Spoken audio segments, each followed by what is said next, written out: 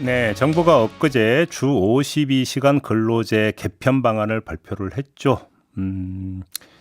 노동계의 반발이 거셉니다. 이게 과로사 조장법 아니냐 이런 또 주장까지 나오는 정도인데요. 집권여당 정책위 의장이죠. 성일종 국민의힘 의원 연결해서 앞으로 어떻게 처리할 계획인지 좀 자세히 들어보도록 하겠습니다. 나와 계시죠? 예, 안녕하십니까. 성일종 의원입니다. 네, 뭐 이 내용은 많이 전해졌으니까 세세하게 여쭤보지는 않겠는데요. 노동계에서는 과로사 조장법이다 이렇게 지금 주장을 하는데 어떤 말씀 주시겠습니까? 다 반대를 하는 건 아닐 거고요. 네. 일부에서 반대를 위한 반대를 하고 있는 거 아닌가 생각을 하고요. 이 법안은 노동자나 또 기업 동시에 동반 성장할 수 있는 법안입니다. 그래서 주 69시간 얘기하니까 매주 69시간 이렇게 일하는 것처럼 호도를 해가지고 혼란을 좀 주는 것 같은데요. 네. 지금 이제 주 52시간만 근무하게 되어 있잖아요. 그러다가 보니까 외국이나 이런 데에서 갑자기 주문이 밀려왔었을 때 이거를 소화할 수가 없습니다. 네. 예를 든다면 요즘에 우크라이나 사태가 나와가지고 우리 대한민국의 방산업이 아주 뜨고 있거든요. 네. 그래서 많이 팔리고 있지 않습니까?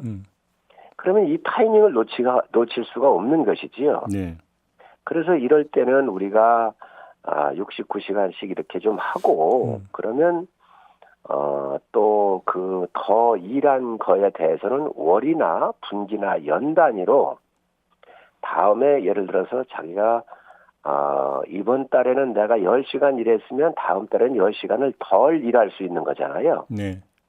그래서 자기가 많이 일한 것만큼 월이나 분기나 연에 가가지고 자기가 덜 하고 그리고 휴가를 쓴다든지 여러 가지 자기가 필요할 때 쓸 수 있도록 하는 제도입니다, 이게.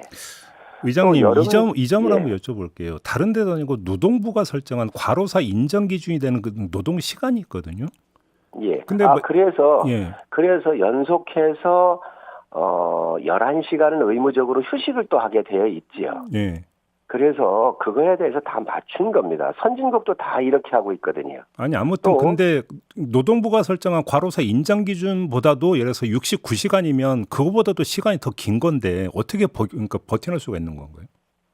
이게 지속적으로 69시간을 일주일 동안에 지금 52시간을 하니까 최대치를 잡아놨지만 그렇지만 이 부분만큼 또 우리가 그만큼 휴식할 수 있는 월 단위에서 쓸 수 있는 시간이 있잖아요. 그리고 이거를 연속해서 할 수 있는 게 아니에요. 그리고 분명한 것은 노사 간의 합의가 안 되면 이 제도를 운영할 수가 없는 겁니다. 노사가 반드시 합의가 돼야 돼요. 알겠습니다. 근데 전제로 하는 거잖아요. 그렇기 강론으로 때문에 들어가면 논쟁거리가 상당히 많은데 예를 들어서 그만큼 노동한 만큼 쉴 수 있는 거 아니냐라는 말씀을 지금 주셨는데 중요한 것은 규칙적 노동이거든요. 예를 들어서 쥐야 막교들을 해도 신체에 악영향을 준다는 얘기가 많이 있는데 몰아서 노동하고 몰아서 쉬는 게 노동자들의 건강에 꼭 좋은 건 아니지 않습니까?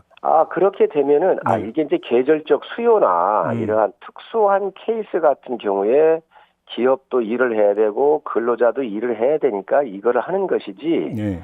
기존으로 돌아가고 있는 그 일에서 그게 최적화되어 있으면 노사가 이거 합의 안 하면 되는 겁니다. 기존대로 가면 되는 겁니다.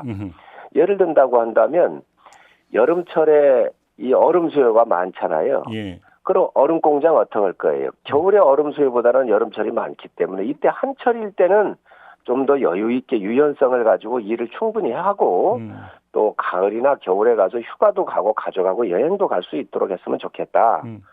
이러한 노동의 유연성을 주는 겁니다. 지금은 52시간 딱 하게 되어 있는데 예를 들어서 60시간 일했다 그러면 그거 법을 위반하는 거예요. 그러다 보니 몰려오는 계절적 수요라든가 또 예를 들면 특수 오다 같은 것에 대해서 수행해낼 수가 없지 않습니까? 그래서 이런 부분들을 유연하게 하면서 그 부분에 대해서 근로자들한테 충분히 더 여유 시간을 가지고 이 시간을 저축해놨다가 휴가 일주일 갈 걸 예를 들면 2주를 간다든지 이렇게 하자는 것이지요. 그리고 또 이번에 하나 바꿔놓고 있는 것이 주말이나 이렇게 야근 같은 경우 했었을 때는 10시간을 일했다 그러면은 50%의 할증이 있습니다. 더 쉴 수 있는. 네. 그래서 근로저축 계좌 같은 경우를 만들어서 우리가 10시간 하면 되는 것, 10시간 일했다고 한다면 15시간을 더 쉬을 수 있도록 50%를 더 이 보너스를 주게 돼 있는 것이죠. 그렇게 되면 가족하고 여행 갈 수 있는 시간도 있고 여름철에 어디 해외 갔다 올 수 있는 여유도 있고 그래서 이런 것들을 선진국처럼 만들자고 하는 거예요. 그런데 지금의 룰에서는 주 52시간만 일하게 되어 있잖아요. 의장님, 제가 요점을 한번 여쭤볼게요. 지금 이제 그 근로시간 저축 계좌제를 말씀을 하셨는데 저희가 엊그저께 이제 한 청취자와 연결을 했더니 이제 초보 엄마신데 남편도 직장인인데 육아휴직 신청하기가 눈치 보여서 못 하고 있다 이런 말씀을 주시더라고요. 그러니까 법정으로 보장되어 있는 육아휴직도 눈치 보여서 제대로 못 쓰는 게 지금 노동 현실인데 한 달 몰아서 한 달 살이 한다 이게 쉬운 일이냐라는 거죠.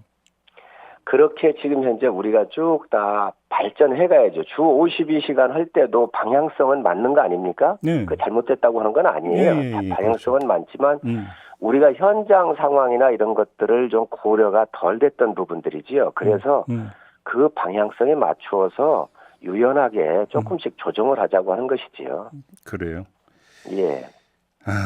이게 지금 결국은 아까 말씀하신 육아휴직 같은 부분도 있는데 앞으로 저출생과 관련돼서 정부에서 여러 가지 이제 대책도 고민하고 있는데 그러한 문화를 지금 현재 우리가 익숙하게 가고 있는 거예요. 이 노동의 문화도 우리가 선진의 문화로 바꿔가야지요.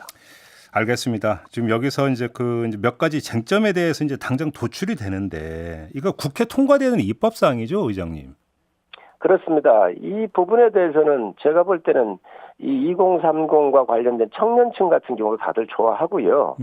이거는 선진국에서 이미 시행들을 많이 하고 있는 제도입니다. 그리고 만약에 이게 이런 유연하게 하는 게 제도로 만들어 놨는데 하기 싫다 그러면 안 하면 되는 겁니다.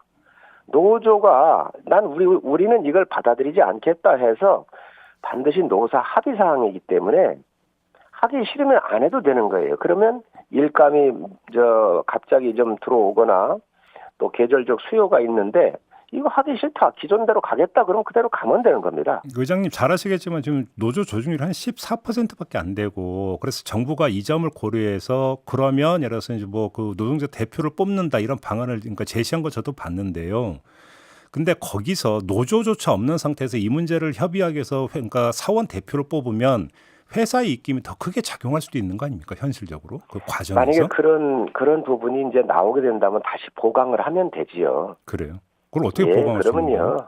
그리고 이런 부분에 대해서는 아마 아주 노조가 없는 조그만 이런데 5인 미만 작업장 얘기하고 그러시는 것 같은데 그런 부분도 요즘은 다 일하고 있는 근로자들의 권익이나 이런 것들이 많이 지켜지고 있고 또 주장을 하고 계시기 때문에 그러한 부분들에 대해서도 지키려고 하는 문화가 이제 다시 정립이 되겠지요. 그래서 새로운 제도가 들어오면서 이것도 문화가 다시 또 따라가는 부분이 있기 때문에 비교적 이런 선진 시스템이 제도로서 저는 도입을 해 놓으면 앞으로 이런 부분들은 해소가 되지 않을까 생각을 합니다. 아무튼 근데 민주당이나 정의당은 반대던데 이게 국회 문턱을 넘을 수 있겠습니까?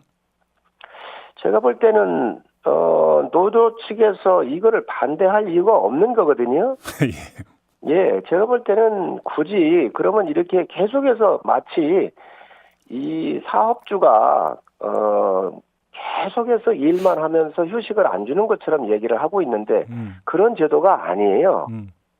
계절적 수요라든지 특수한 경우에 한해서 노사가 반드시 합의하지 않으면 또 안 되는 거기 때문에 노사가 다 합의를 해서 했을 경우에 이 제도를 운용하게 되는 거란 말이죠. 알겠습니다. 그런데 왜 이렇게 반대하는지 그 부분은 저도 이해가 안 가는데 아마 이 부분을 지속적인 69시간 계속해서 일시킨다. 노동 착취 아니냐 이런 개념으로 보시는 것 같은데 그 개념이 아니고 여러 그 회사 여건이나 근로자 여건을 고려해서 노사 합의로 가능한 거기 때문에 아마 이 제도가 적용이 되고 나면 혜택을 보는 기업들에 의해서 문화가 새롭게 정립되면서 더 확산이 빨라질 거로 보고 있습니다. 알겠습니다. 의장님이 연결한 김에 다른 사안 좀 한두 가지만 더 여쭐게요. 저희가 조금 전에도 전해드렸는데 안철수 후보가 강성규 시민사회 수석을 공수처에 고발을 했는데 집권여당의 지도부의 한 사람으로서 어떻게 평가하세요?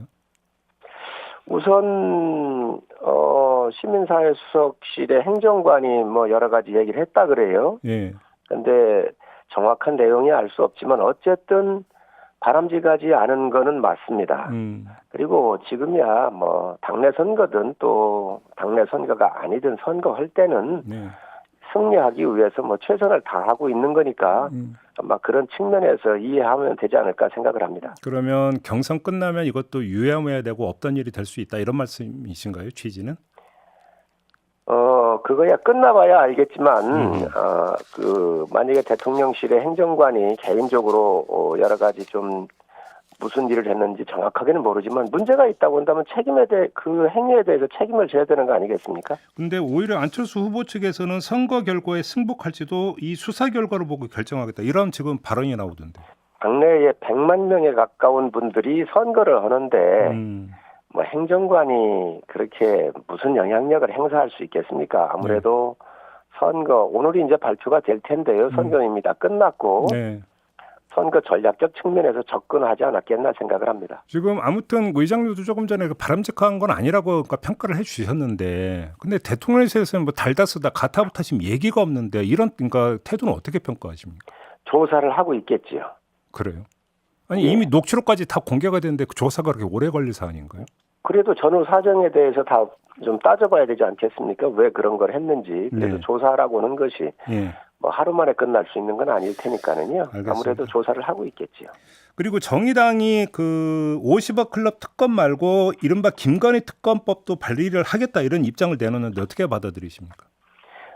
아니 그 문재인 정권 하에서 친문 검사들이 정말 그 문제가 있었으면 놔뒀겠습니까? 91개의 구자 중에서 90개가 무혐의 처리되고 김건희 여사 구자 하나만 남겨놨던 거 아닙니까?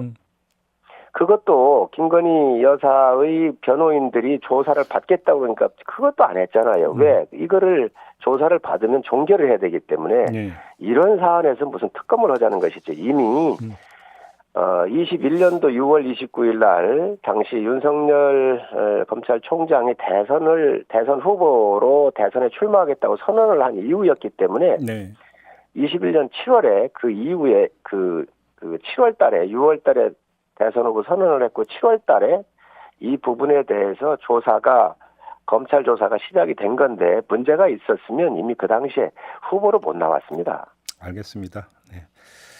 자, 오늘 말씀 여기까지 들을게요. 고맙습니다, 의장님. 네, 감사합니다. 네, 성일종 국민의힘 정책위 의장이었습니다.